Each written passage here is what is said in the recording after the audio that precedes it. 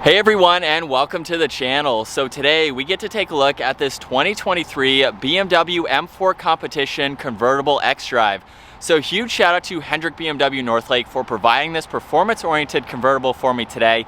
Check out their website, that link is down in the description. So the M4 behind me is finished off in David Gray, and we'll go over the MSRP once we go over all of the specs and features and get this out on the road. So let's start off with what powers the M4. Underneath the hood is the 3-liter inline 6-cylinder twin-power turbocharged engine. It's paired to the 8-speed automatic transmission. This pumps out 503 horsepower, 479 pound-feet of torque. That power is sent through the xDrive all-wheel drive system. This weighs in right around 4,300 pounds. It'll do 0 to 60 in 3.5 seconds with a top speed of 174 miles an hour. It also has a fuel capacity of 15.6 gallons. You'll expect to see around 16 miles per gallon in the city, 23 out on the highway. This also has a wheelbase of 112.5 inches. Its overall length is 189.1. It has a width of 74.3 and a height of 54.3 inches. As we move on to the exterior styling now for the M4 Competition, let's start off with the kidney design for the grille. On this model, it's finished off in gloss black. You can see the M4 Comp badge along with the forward-facing camera nicely placed in the middle, and there are plenty of cutouts to provide a lot of cooling to that engine, along with some parking sensors nicely integrated into them. There's also some in the bodywork on each side. And this model even gets some carbon fiber goodies. So the massive air inlets on both sides have the carbon fiber trim. There is some gloss black in the far corners, and then some very nice lines surrounding that grille. So I think the kidney design matches very nicely for the M cars, especially with the lines in the hood coming off the top section there. Just makes it blend in a lot more nicely. And then on the far corners, there are functional air inlets to provide even better aerodynamics for this, and it even has the laser LED headlights along with the LED DRLs and LED turn signals. You'll notice the blue accent there, the blue trim piece, is for the laser light technology. So I think it has a very nice front end design to it. And as we work our way to the side, this has a staggered setup for the wheels. They are 19 by 9.5 up front and 20 by 10.5 in the rear. Finish off in gloss black with the multi-spoke design, and then the red brake calipers are just behind those. So this has 6 pistons up front and single pistons in the rear. And then you'll see the M4 Competition trim piece just behind that front tire, along with that opening for the bumper, which you can get a better look at.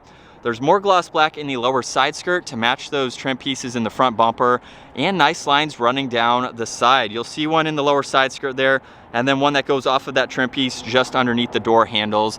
Now this gets more carbon fiber for the mirror caps. They have the integrated turn signal and a camera system too. You'll notice that the window trim is blacked out in the lower section there. And then as you can tell with the convertible down, it has a very nice design to it. And then with the convertible top back up, either way, you are buying the convertible, so that way you have the best of both worlds. I think it has a great look to it, especially with the top matching all the black accents. And then for the rear, you'll see the BMW badge along with the integrated backup camera. There's the M4 Comp badge finished off in black. This has parking sensors in the lower section, more carbon fiber for that diffuser with the quad tip dual exhaust. And then there's some gloss black trim pieces in the sides to match nicely with the rest of this car. Let's go ahead and listen to that exhaust though, because this has remote start. So all I need to do is triple tap on the lock button and this will come to life.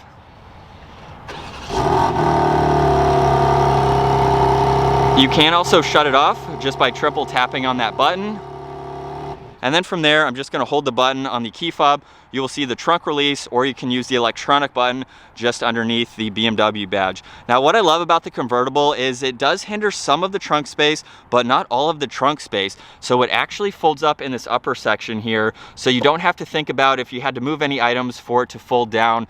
Yeah, as long as you have everything in here, you don't have to worry about that. And you can even fold the back seat down. So there's a tab over on that driver's side. And with that folded down, it's still a tight space, but you can put in some longer items if you need to. And you can tell with my bag there, you could fit maybe 2 or 3 more. So you're not losing a whole lot, but you are getting the convertible. So if that's something that you'd like. Now there is one grab handle, but that trunk lid is very small and lightweight.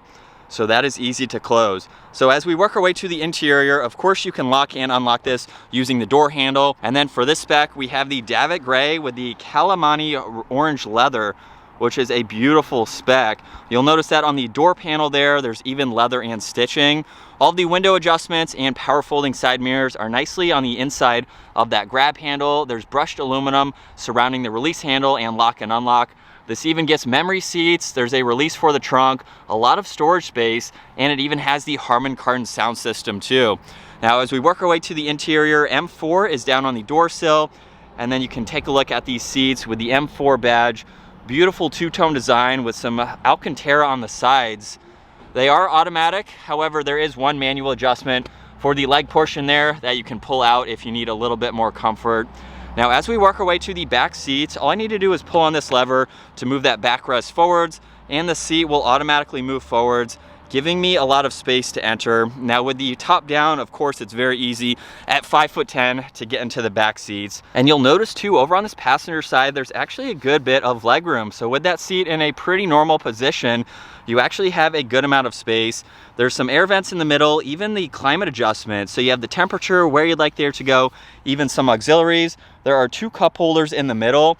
And then this even has the BMW colors stitched on the seat belts, a little bit of storage, a small armrest, and more of the speakers. And then as far as headroom goes, with the top up, at 5'10", my head is just touching the convertible top. So honestly, I'm not too claustrophobic or tight in here. I could actually ride back here if I needed to with the top down. Of course, I don't have any restrictions. So it is very nice to be in the back seat. You even get a cutout here to go through into the back. So right now, the wind deflector is currently in at the moment, but if you remove that, that is a cut through, so you don't have to fold down the entire back if you need to pass through some items. So it is very convenient and still functional for a 4-seater convertible, and it's just as easy to hop out. And now we can take a look at the front seats again, which have a nice design to them. And this is a low car, so it is easy to enter and exit, and then you don't have to reach too far for that door handle. But now as we move on to the steering wheel, it's completely covered in solid black leather with more of that BMW colors stitched on the inside there, and we have a lot of buttons to go over. So let's fire this back up. With that red button down below, we can bring this to life.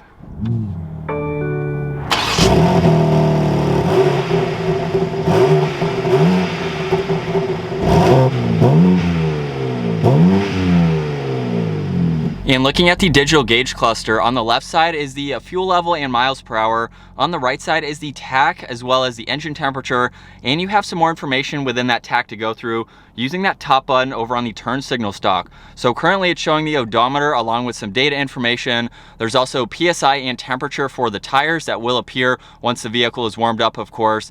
There's some other vitals that you can monitor, even live readouts for horsepower and torque.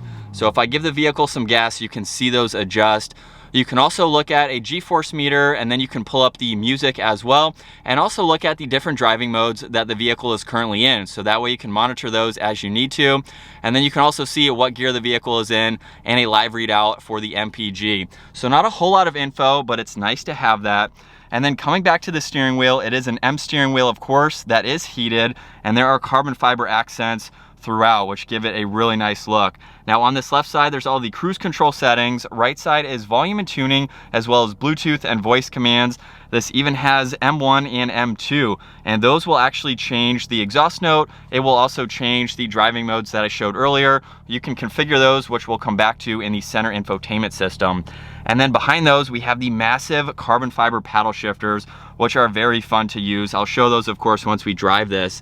Now to the left of the steering wheel, there's a small compartment where you could place some items down below if you needed to.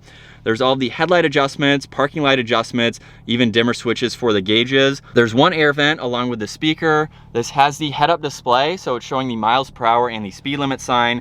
And right in the middle, we have the massive touchscreen system that is currently showing the backup camera along with the top-down view. If I swipe over on this left side, now we have the 360 camera system, and it's pretty cool to see that it has the top down being the convertible, which I think is pretty cool. It would be nice to see if the top was up while the top was up, but nonetheless, it is a good graphic, and you have a lot of different angles depending on what you need to see.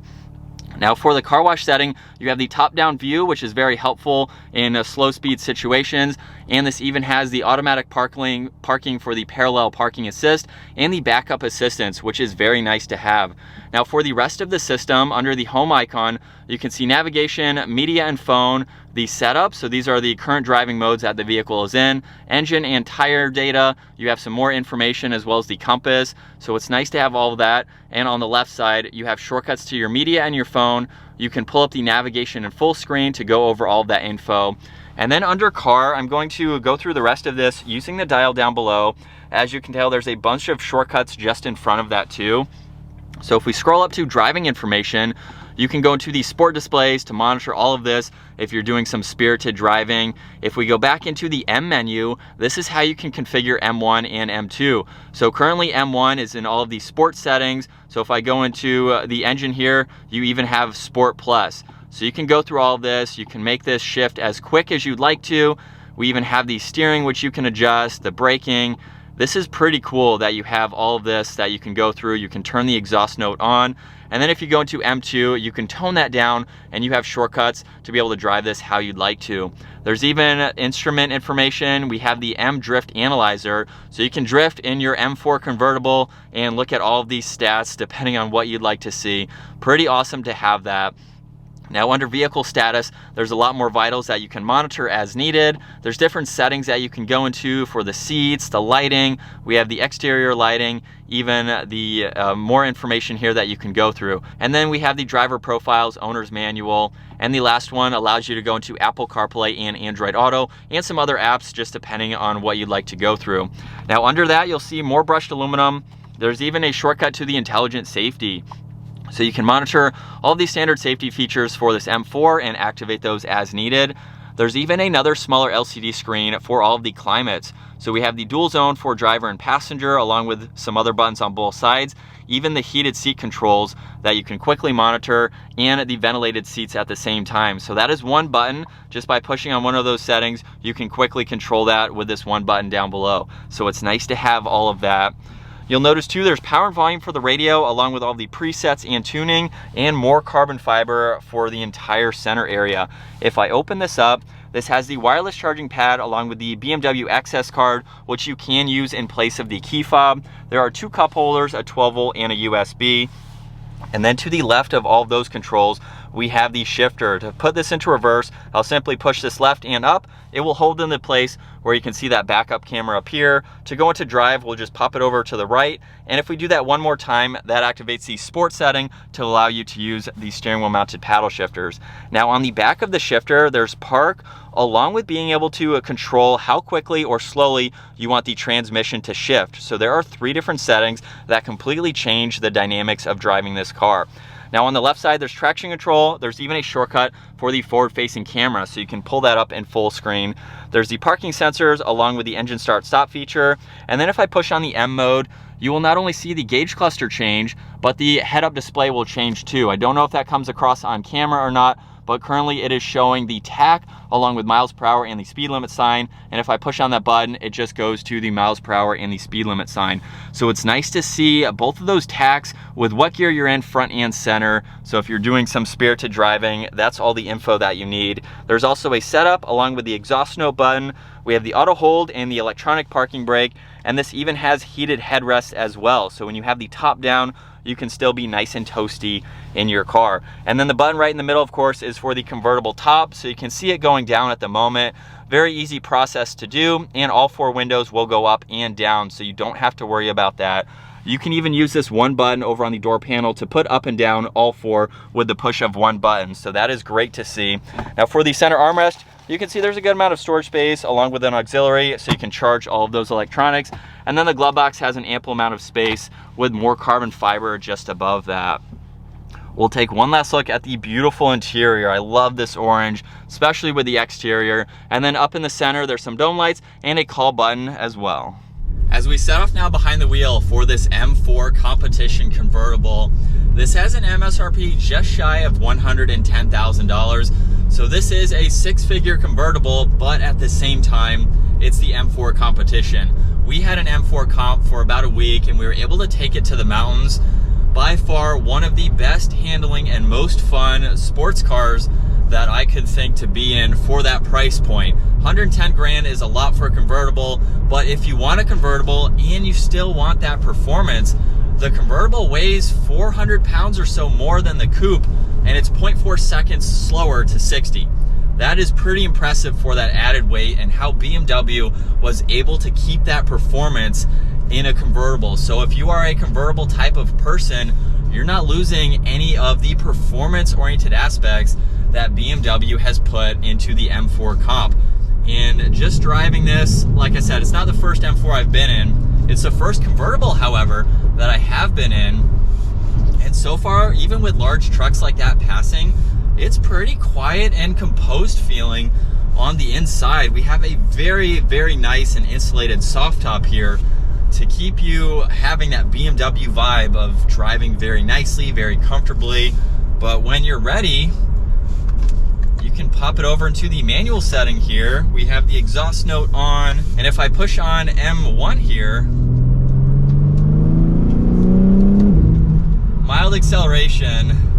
If you want to see us really ripping on the M4, check out that mountain video, because we had a lot more time and the resources to wind out that car versus this brand new one here. But in the quickest shifts that are possible, you can row through these gears so quickly, but when you want to, you can actually tone it down, and it makes a huge difference driving it in the normal automatic setting. So as I slow down here, it'll take its time shifting. You can't hear it. It's nice and smooth. As soon as I put that into the third setting, watch this when I slow down. You can actually hear that. It is pretty crazy. Depending on how you want to drive this, you have so many different settings and you have that top-down experience. So for 110 grand, I can't think of a better convertible. We do have the Jaguar F-Type R, or the Jaguar F-Type R, which is roughly the same, depending on options that you can go with. That was also a phenomenal convertible that we had for a week.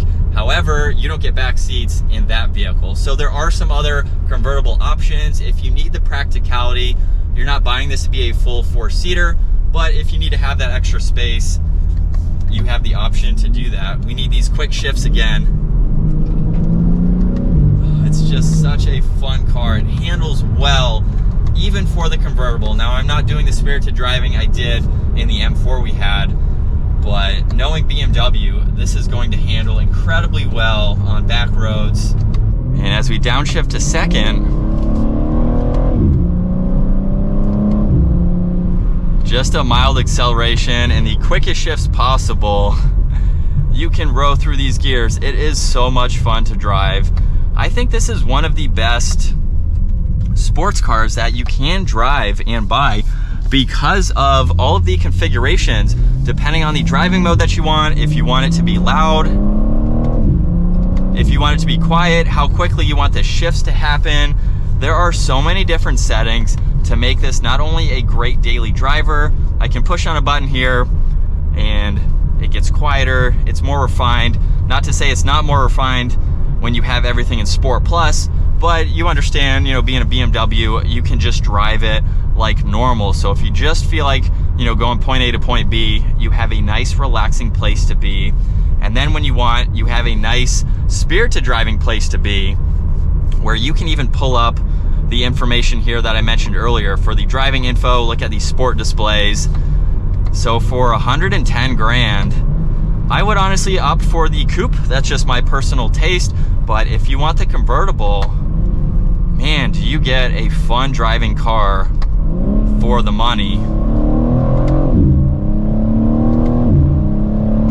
Woo!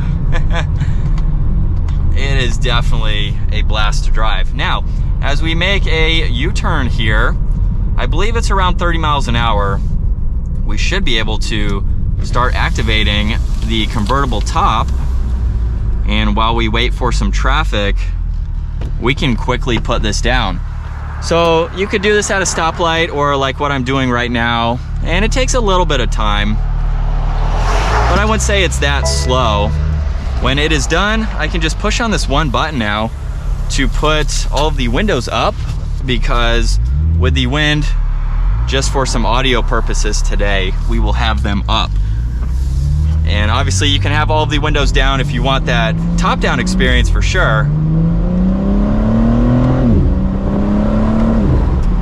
And we can hear that exhaust. Definitely has a good sound to it. Hopefully you can hear it. It's not crazy loud, but with the top down, it definitely opens it up a little bit more. I think this would be very fun to drive in the mountains. Hearing that exhaust rip, if you put on an aftermarket exhaust, you could hear it a lot more. And as far as the top-down experience goes, with the windows up at the moment, it's very composed feeling. Going 45 miles an hour, it's not all that bad. I can put my heated headrest on to be a little bit more comfortable if I want to. And then with the windows down, of course, you're gonna get all that wind for that top-down experience that you're looking for. So honestly, it's pretty composed going on these back roads here at this speed. But let's do another acceleration though with the top down. See if we can hear that exhaust a little bit better.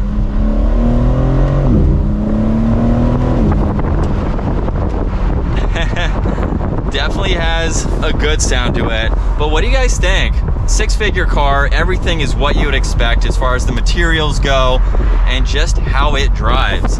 We've done a lot of M4 comp videos, so you can check out more of those to get more of our feels, but this is probably top 2 on my list, that and the F-Type, for a convertible, performance-oriented vehicle. This one being more practical with the space that you do get, but it's a sweet vehicle. I love the color combo.